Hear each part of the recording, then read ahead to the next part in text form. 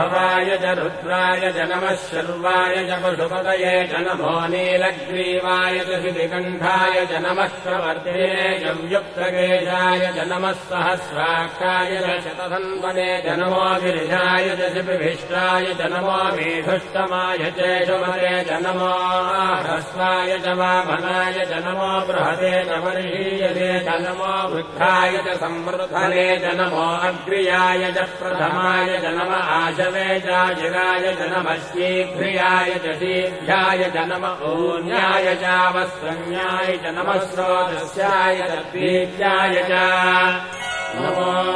ज्येष्ठाय च कनिष्ठाय च नमः पूर्वजाय चापरजाय च नमो मध्यमाय चापगल्भाय च नमो जघन्याय च बुद्धियाय च नमः श्रोभ्याय च प्रतिशल्याय च नमो याम्याय च क्षेम्याय च नमो उर्भर्याय च